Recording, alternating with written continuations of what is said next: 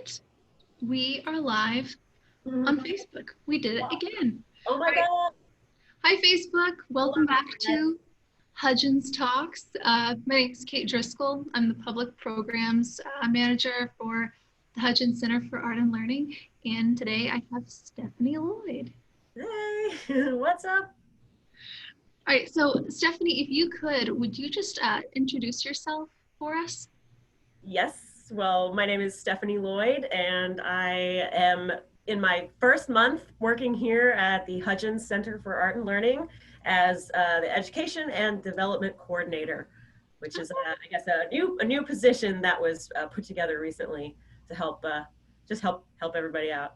So I'm really glad to be here. We are so happy that you're here. Yay. So, will you tell people what it is that you sort of do at the Hudgens? What does your fancy title mean? Yes, that big fancy title. Well, I do a little bit, kind of a lot of different things to assist people.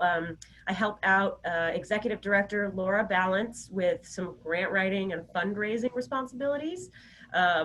So I help out with the grant writing, mostly just like the narrative parts and telling the stories of all the programs and things that we do here and why we should continue receiving support to continue doing those.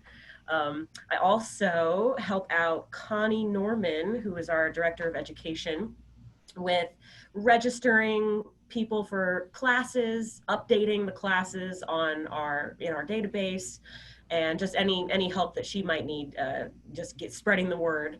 And to that end, I also help out with marketing. So I am sort of in the process of taking over the newsletter, our weekly newsletter, some social media stuff, and things of that nature, promotional material. And then guess I'm going to be teaching the odd class and the odd little special event as well, which I'm stoked about. So, what's your educational background? Because you've told me a lot of interesting things about yourself. Like I feel like every day you'll say something, and I say, "Oh, I didn't know that. Oh, I didn't know that."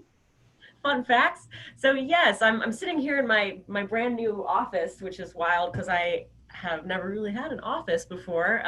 Because up until recently, I was an actor. I guess I still am, but I worked as an actor in Atlanta for, gosh, moved to Atlanta in 2012.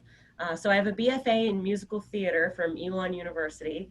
Uh, So I'm singing and dancing, and I was with a People Store talent agency for about 6 years.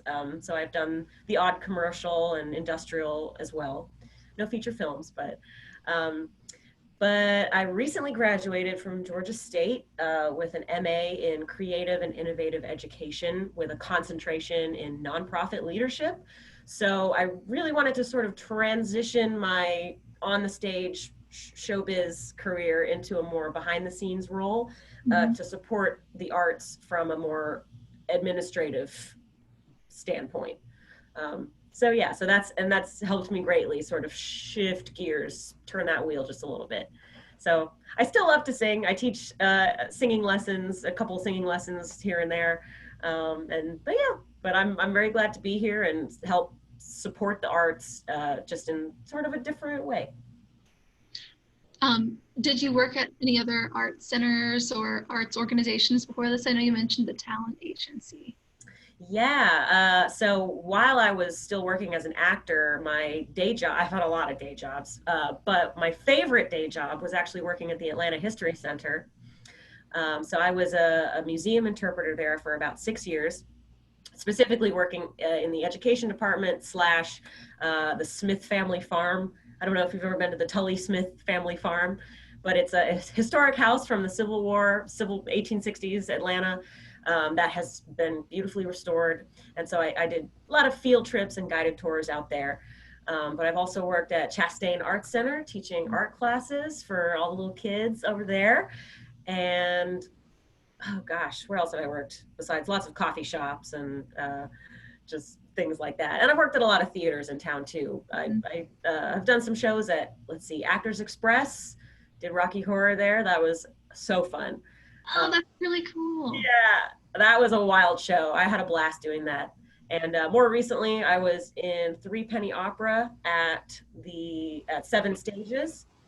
And fun fact about that, the guy who directed that, this guy named Michael Haverty, ended up joining the program that I just graduated from. So I think he'll be graduating from the same program probably soon. So yeah. So you've got, yeah, you've got this amazing background to work at an art center. I love it. That's Yeah. a bit of everything. I've like dabbled in a little of everything. Yeah. Yeah. And I can definitely relate to that. Work in some coffee shops. Like, I feel like if you're going into a creative field, it's a really safe bet. You're going to have some fun side jobs. Yeah, it's like a rite of passage for sure. Having sort of like we were talking about this yesterday, like having a patchwork quilt of many different part-time jobs that you sort of smush into one full-time experience. Some are arts related, some are like very tangentially art related, and then some are just not at all, but you're like, I've got to pay bills. Got to do it. Yeah. Do you have any like favorite random jobs you've taken? Yeah, one of the weirdest but also most fun jobs that I have done was working for like the corporate office of dentistry for children, as it was like part of their marketing department as Luna the Tooth Fairy.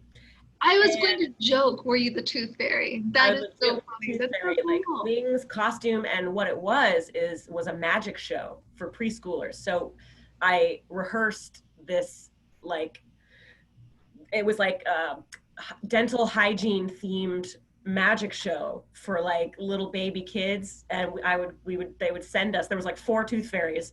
I was the tooth fairy of the north, so I did like all the northern suburbs like, you know, Johns Creek and this area actually, and do this little dental health show at preschools. And then at the end we passed out these little goodie bags that said like, okay, tell your mommy to make an appointment, you know, and here's our card and all that stuff as the tooth fairy.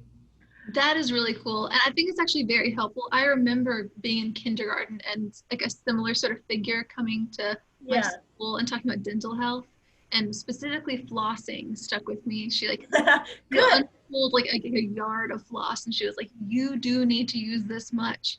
And that has stuck with me, and I stuck to that. And that's so funny. That was it. That's like basically what it was. Yeah, it was like little magic tricks that had like a moral that were all about like flossing and brushing and so, but it was cute. It was good. I did that for like a year, but then I got cast in something and I had to quit, and, you know. But. So what drew you to wanting to work at nonprofit art centers? Well, it was really working at the History Center. I really, you know, I love acting, and I like I said, I have a theater degree, and I love being in shows and all that. But as you can probably surmise, it's a rough, tough industry, and I have so much respect for people who, you know, really do it and really are successful at it, because it's, you know, it takes a toll on you. And as I was working at the History Center as my day job, I started to realize like, oh man, you know, my love of history, American history specifically, but I love all sorts of history, just started to take hold of me. And I found that there were so many creative opportunities working at a museum, being able to, you know, lead tours and connect with people one-on-one, that wrapped into education, that I started to realize that there's a lot of creative nonprofits and creative, you know, museums and art galleries and all these cool programs across Atlanta that need support. And I started to realize that I could get that creative fulfillment while also working as an educator. So I started to sort of market myself, like in my own mind, as like a multifaceted creative educator. So that started me down that trajectory.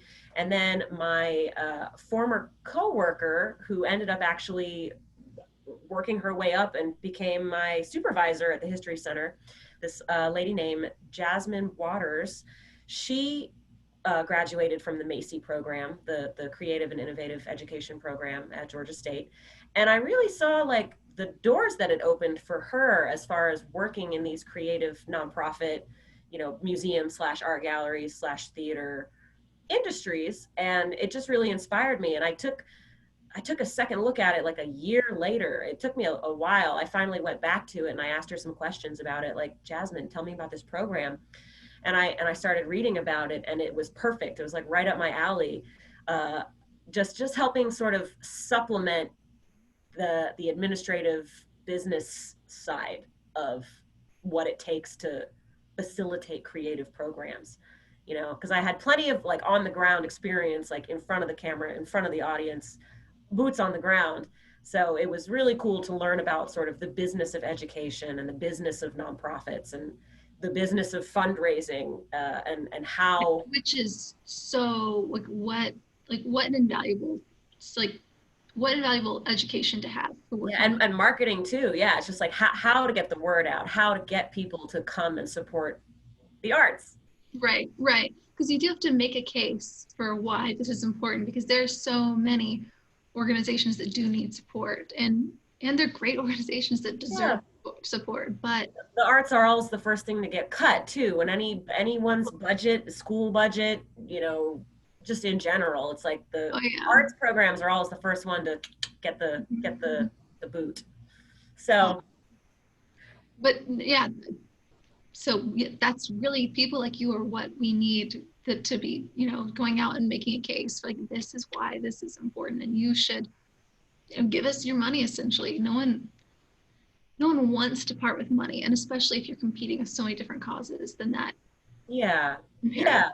And it's, I sort of feel like people intrinsically know that the arts have a therapeutic value. They're good for communities. They are good for just sort of enhancing the culture of communities. Mm-hmm. And you know, kids in school who participate in arts do better in school overall. And you know, all these things are sort of known, but they're sometimes a little hard to quantify. They're a little hard to prove. Yeah, It's so not like show me the possible. numbers because there's not really a bottom line a lot. Yeah, because arts are very subjective, right? So it's, you know, how do you quantify a subjective field? But it's not impossible. It is, you know, there are ways to do it, because I Yeah. think I think you really do feel the pain of it once it's gone. You know, you don't really realize until it's gone.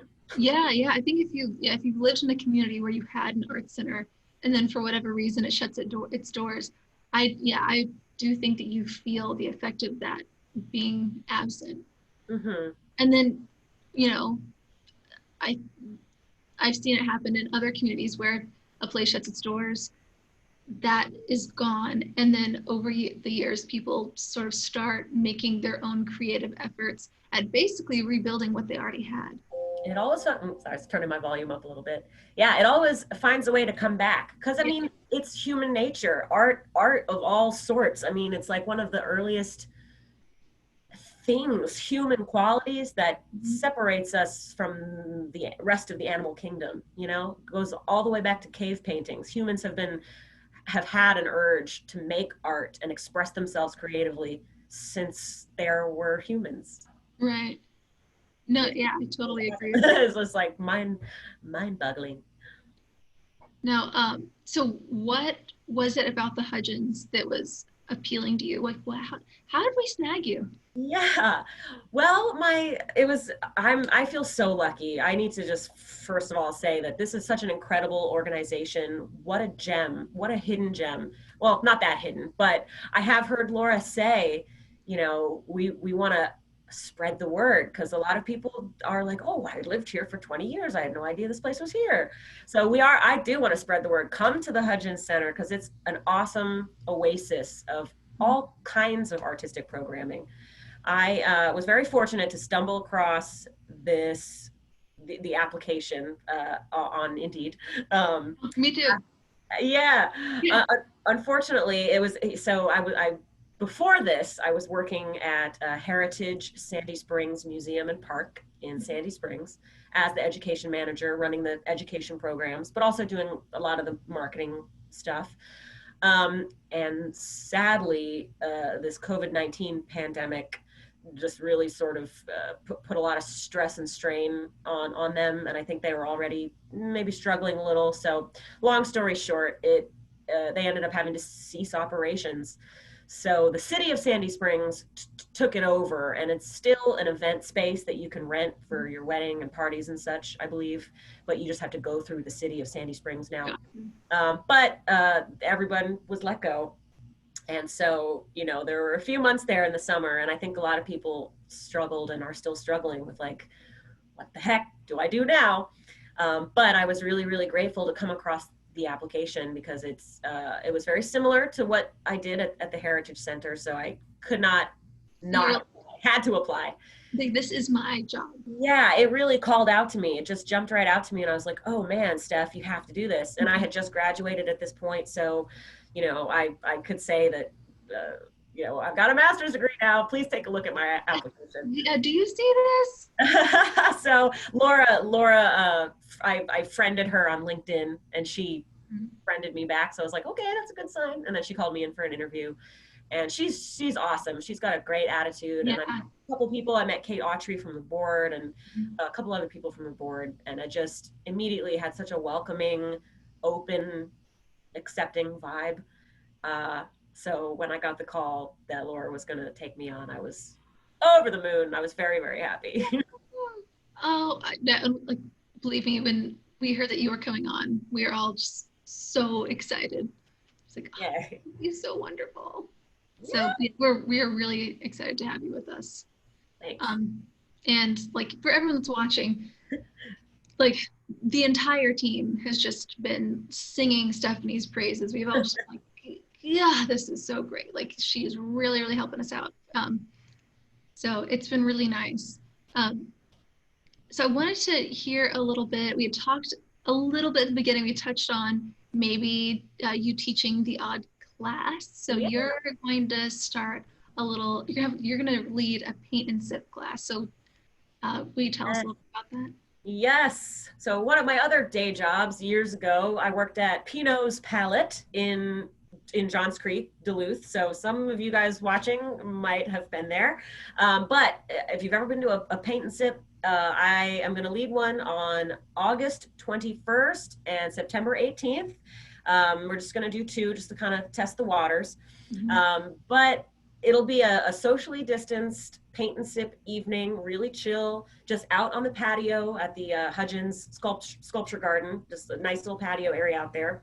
And it's really pretty. I had no idea, but it's there's this gorgeous pond and like a lot of really cool trees and plants. It's very serene. So we're going to space out the tables and set up, little canvas easel areas.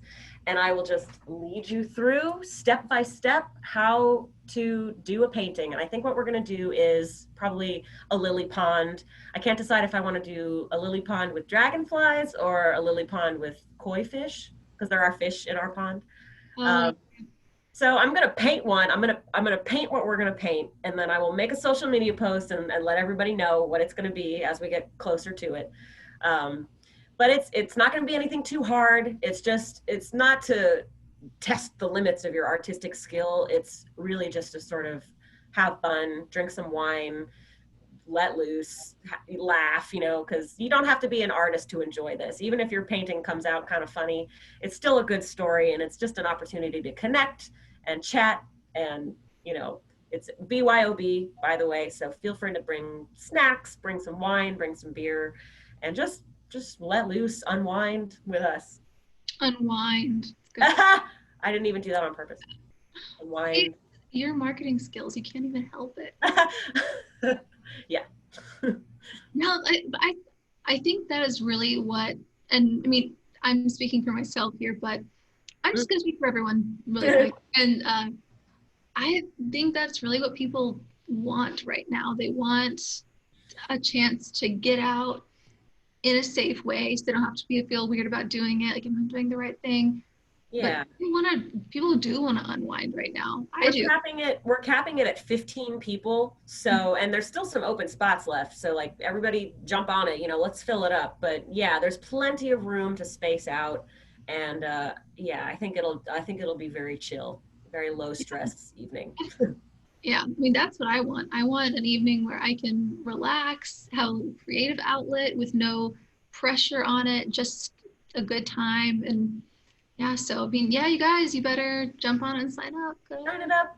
if it doesn't fill up, then I'm gonna get in there and do it. Yeah, for sure. And for those of you guys who have little baby kids, we're also reviving Toddler Friday, except we're going to do it online. So the paint and sip is going to be an in-person event, but Toddler Friday we're just gonna keep it on Zoom. But I've decided what craft we're going to do. Oh, okay, guys, this is the for real reveal. I don't even know this. Dun, dun, dun, dun. We're just gonna make cute little butterflies out of tissue paper, and they're very simple, no glue, so a toddler can do it, and mommies and daddies who are helping, it's super easy. But the theme for our first Toddler Friday is going to be gardens and bugs that live in the garden. So we're going to read a little story about bugs and make a little butterfly out of just tissue paper and pipe cleaners and some markers. So real easy. So if you would like to participate in Toddler Friday, these little craft supplies are here at the Hudgens. You can swing by, pick up these little craft supplies, and then just take them, keep them, take them back to your house so that you can make the craft and follow along at home with your little one. But if you don't want to come here and pick up the craft, you're still welcome to join. We're also going to do a little sing-along. I'm going to sing a little song with the kids and story time. So it's going to be super cute. Oh, that's great. I've missed having Toddler Friday. And yeah, I think having the Zoom option is a good way for people to do that. So so if you have a family membership, it's free. Just go online and register, because you do need to register. And if not, it's only $5. So yeah. And if you have like 4 little ones at your house, $5. Yeah, and we say it's for kids ages 1 to 4, but if you think your 5 or 6-year-old might enjoy it, absolutely. It's not a hard rule. It's just, something cute, something to engage them. I know all these kids have had a lot of screen time recently, but just for safety reasons and just making sure that everything is just safe and socially distanced, we're just gonna keep it on Zoom for the time being and kind of see how it goes. But it should still be really fun and really cute. I'm excited. I'm gonna try and get my nephew in to do that. He just turned 6, but oh, what's his name? His name's Gray. Gray. Like the color. Gray. Yeah, he's the best. He is a maniac. He has a mullet right now. Oh my God. That's what he's been wanting for like a month. So he wanted the mullet. Yeah. I told him it was a cool haircut, and he really ran with that. So Auntie Kate. Yeah. He thinks I'm fun, and I'm in fact really boring. But being an aunt's easy. Just take him for ice cream like once a week, and you're a goddess. Awesome. So do you feel like was it a big jump for you going, you start out with a theater background and now you're working at a visual arts center. Was that a jump for you to sort of switch gears that way, or is it all kind of more the same for you? In a way, I love painting. I'm a visual artist myself. Like I dabble, but I have always loved painting. My favorite medium is probably acrylic on canvas, which is why I love paint and sips, because that's like my bread and butter. But it's a hobby. I'll sell the odd painting. I've had a couple paintings on TV shows before. So name drop? Huh? Can you name drop? Yeah. One of my paintings was on season 1, episode 7 of Ozarks.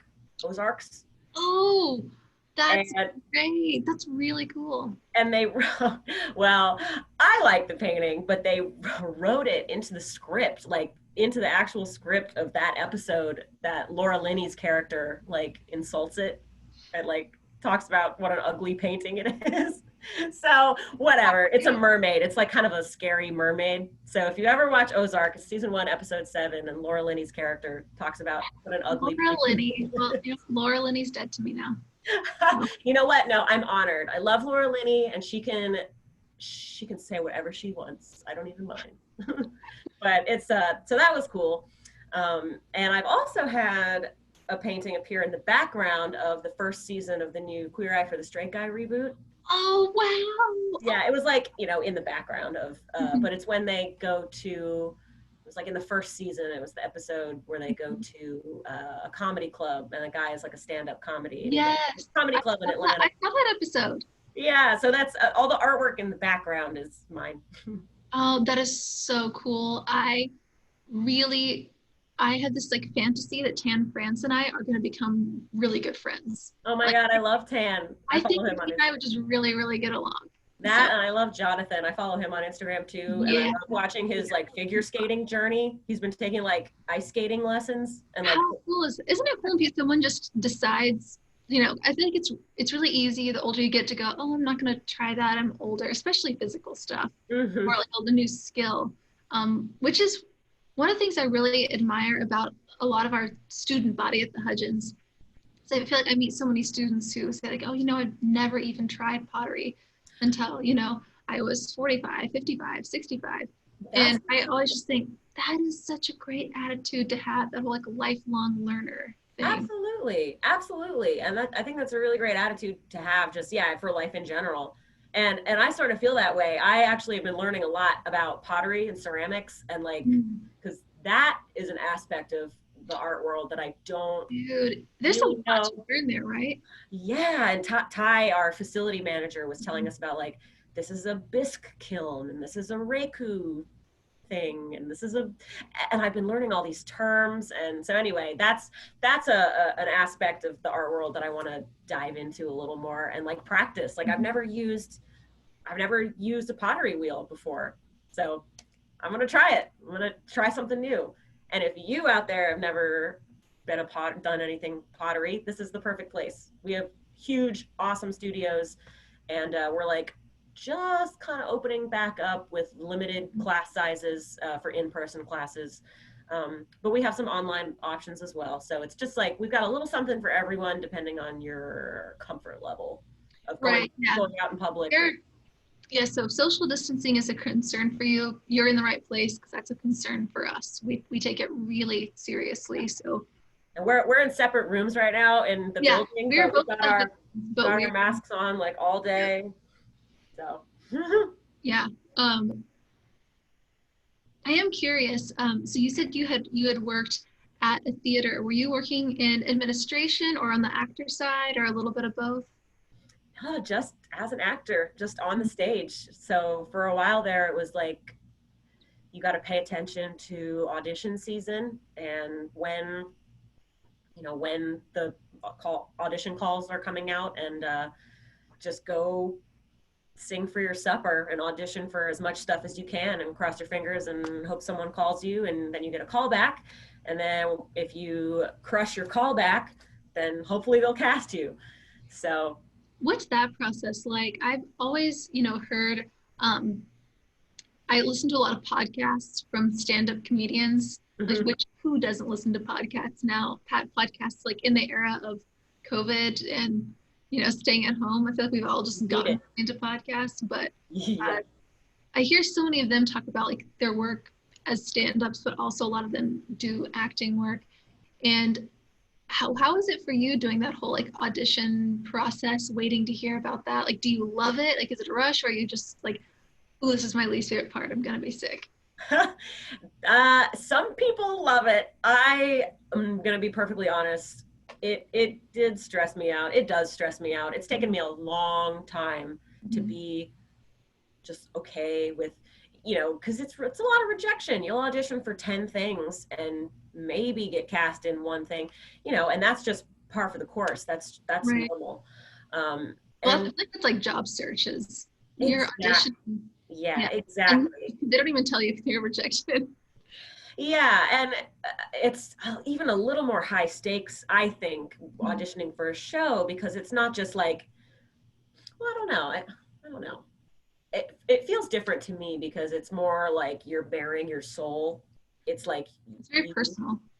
and It's it's not hard just to your, not take it personally when they don't well, cast you. yeah, because for the most part, for job interviews, they're kind of looking at your resume and what's your Yeah. experience, and that's really easy for you to kind of write off and go, well, I wasn't able to do a lot of free internships because I had to have so and so many jobs at the time. So maybe I can see why they wouldn't pick me, but yeah, I could see it being harder to take rejection if you're thinking, man, that was just me, and I really killed it, and that part was great for Yeah. me. But you also have to remember too, and this is, like I said, this has taken me a long time to absorb and finally understand. And I don't get nearly as stressed out auditioning for stuff now as I used to. Mhm. But it's not personal. It's like you might be amazing and kill your audition and be so good, but you don't get cast because you don't have the right look, or they've already cast this person and you're too tall and you'll look weird on stage with them. Mhm.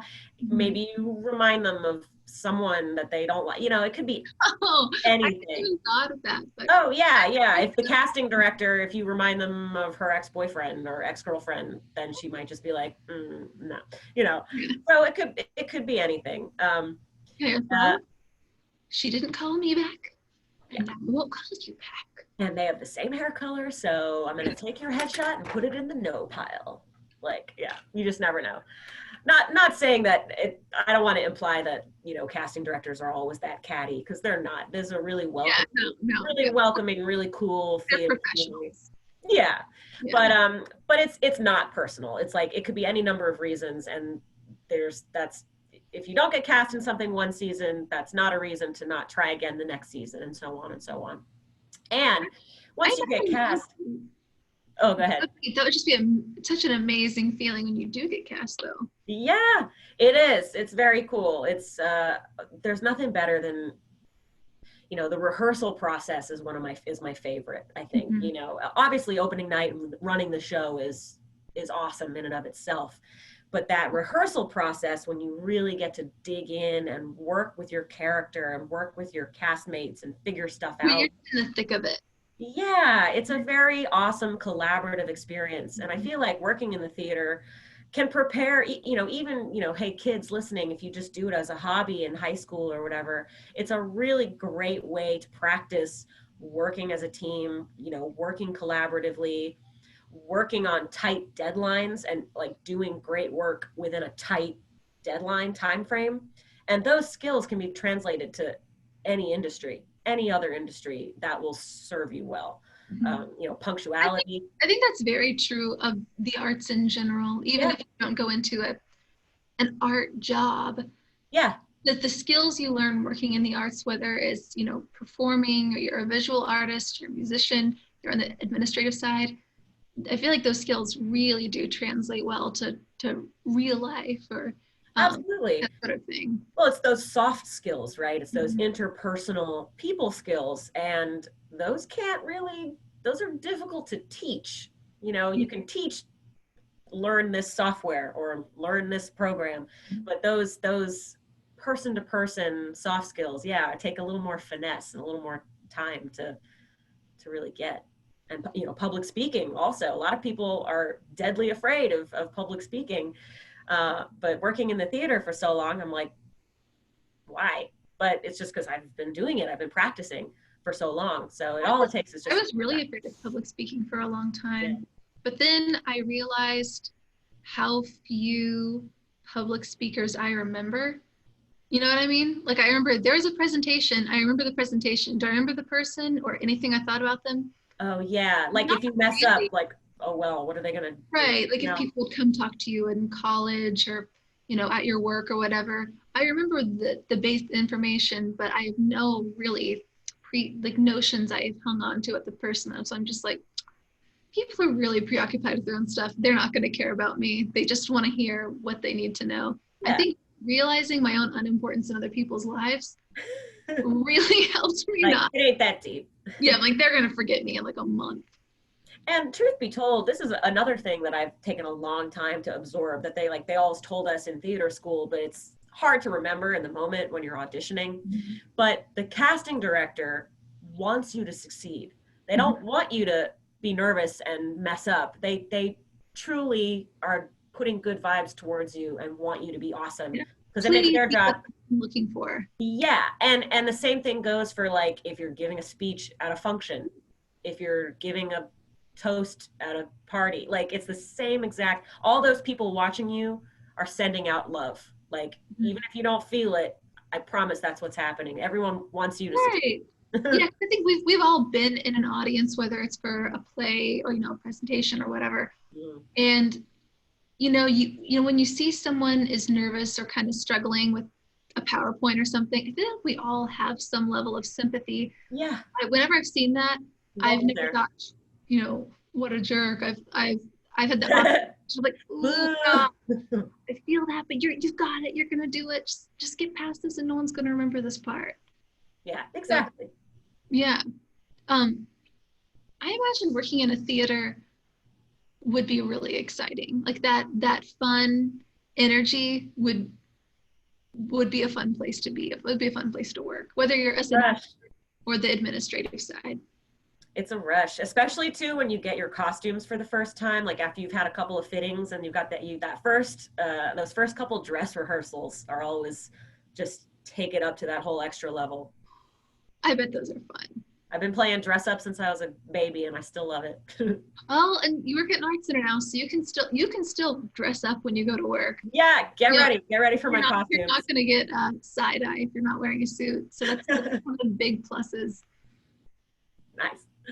Yeah. Do you feel like we were talking about soft skills and how they translate to success in other areas of your career.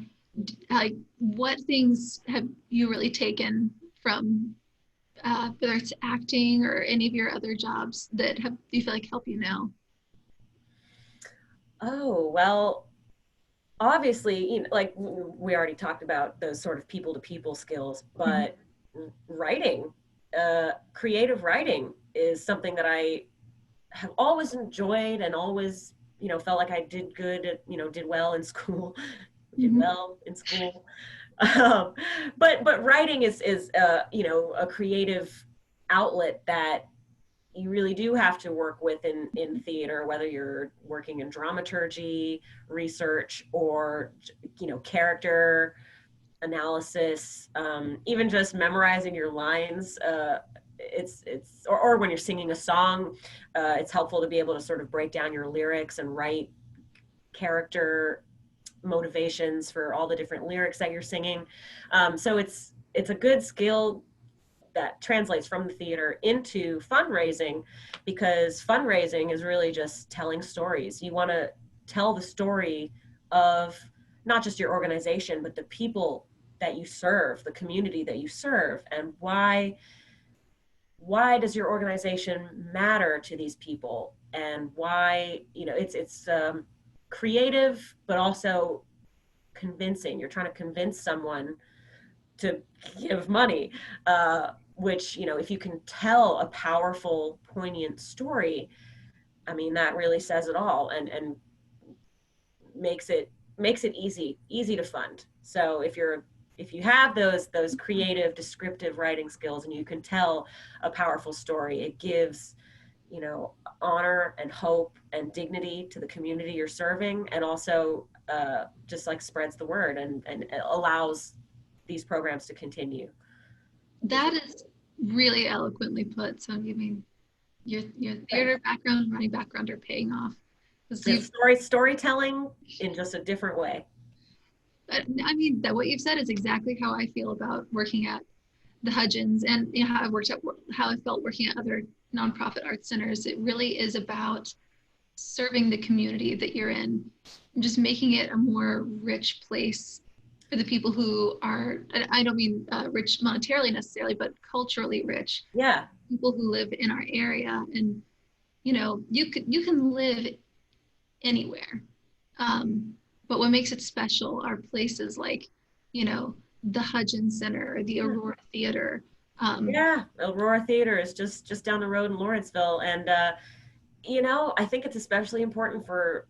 I mean, let's talk about Georgia specifically. Like we're in Atlanta, which is a cultural hub, mhm. but I think it's amazing that the Hudgens is here, sort of out in Duluth, in the outskirts of Atlanta. It's sort of in the northern suburbs, because there are people out here, who also crave that artistic expression and that artistic outlet, who might not be able to drive all the way into downtown Atlanta. You know what I'm saying? Yeah, yeah. Why shouldn't You their life know what I'm saying? also be? Yeah, why shouldn't their life also have the arts in it? You Mm-hmm. know, because maybe they don't want to live in a major city. Maybe they can't afford. Yeah, like rural communities. Yeah. Maybe this place is a bit closer than, yeah. Mhm. Yeah, but yeah, I think we should all have access to that in some way. But Well, that and now that we're doing a lot of online programming, it's like, how well, great. hey, everybody across the nation can join up into some of our online classes. So it's like kind of a blessing in disguise in some ways. Mhm. Definitely, and I feel like you've seen so many different organizations come together, Mhm. especially arts organizations, and pool resources and say like, what are you doing that you think we should be doing? Here are things I'm doing I think could be helpful for you, which in my experience, I'm sure it's different in different places, but in my experience, at least in this region, that is the relationships I've seen between art centers, is not really viewing them as competitors, but as allies. And like, if you're doing well, that's good for me. My Yeah, success can help with your success. And I've that's a really great seen point. that just be so illustrated during this time. That's a really good point. That's a really good point because it's there's a lot of tension and animosity in the air right Mhm. now. And I think shifting that perspective and adopting that mindset that you just talked about is going to be really important, not just for arts organizations, but like just individual lives, you know? Oh, totally. Yeah, I totally do. But which I always go back and forth like, am I just really optimistic? But then I see what everything people are doing, and I don't think so. I think people really do. Um, from a survival perspective, humans have grown to see that cooperation helps us survive on a basic Yeah. level. But I think on more interpersonal levels and micro levels, we take Yeah. that into those areas of our life. Like necessity Mhm. breeds innovation. Totally. Sure. Well, Well, we got some nice messages for you on the you did? Facebook chat. Yeah. So Yeah. Ashley Lynch says, "Welcome to the Hudgens. Go Panthers." Ashley's awesome. He always watches. He's really supportive. Thank you. Um, oh, LaDonna Benedict says, "So glad to see those smiles and enthusiasm." Hey, LaDonna, we miss seeing you. Awesome. Are these, I'm so sorry. I'm like so new. I'm still kind of learning people's names. Are these students or LaDonna is one of our students. Like, she awesome? always taking classes, and she's Sweet. such a Can't kind. wait to meet you. Oh yeah, you'll really like her. She's always got something nice to say and something interesting to tell you. And Ashley is one of our members, and he comes to almost every event. I feel like I see Ashley at. I see him at openings. I see him like, yeah, he's a big Hudgens supporter. So that's pretty cool. Yay. I'm meeting new people every day, so can't wait to meet everybody. Yeah, um he bought a photograph in the Ansel Adams competition that I was really jealous of. So I went. He snagged it. He did. I was like, thank you for protecting my wallet. Yeah, save me from myself. Yeah, really. Now, if only there was someone at Ulta buying everything I wanted to get. Girl and Sheen or But, Sheen. oh, yeah. We're gonna take this Hudgens talk just to And honor. promote our favorite online shopping Yeah, like, opportunities. yeah. I never know if it's Shein or Shein, but for those of you guys who feel like you're out of the loop in what we're talking about, it's an online clothing store that is essentially like H&M, but it's like a fourth of the price. So if you Yeah. need a bunch of black turtlenecks, that's where you go. Like Yeah. $4 a piece. Um, so to bring it back to the reason we're here, Yes. so we've got the paint and sip coming up. We've got Yep. 2 days. On August 21st, Paint and Sip is our first one. And what time are those? The Paint and Sip is going to be in person at the Sculpture Garden from 6 p.m. to 8 p.m. So it's a 2-hour session, nothing too crazy. And then our Toddler Friday is going to be our first one, will be Friday, August 28th. That's just the following Friday. And that will be at 10:30 a.m. on Zoom until about 11:15. Just like a little 45-minute little thing with the kids. So yeah, August 21st and August 28th are our upcoming events. Well, we're gonna wrap it up here. Uh, thank you guys for watching. And thank you for watching, whoever Thank you tuned for in. doing this. I know not everybody really wants to come on camera and talk about themselves. Oh, I yeah. love talking about myself. Oh, okay, perfect. We'll come on next week. Get ready, everybody. All right, bye, you Thank guys. you. We'll see you next time. Thank you so much. I really appreciate it. Thanks, Kate. All right, now.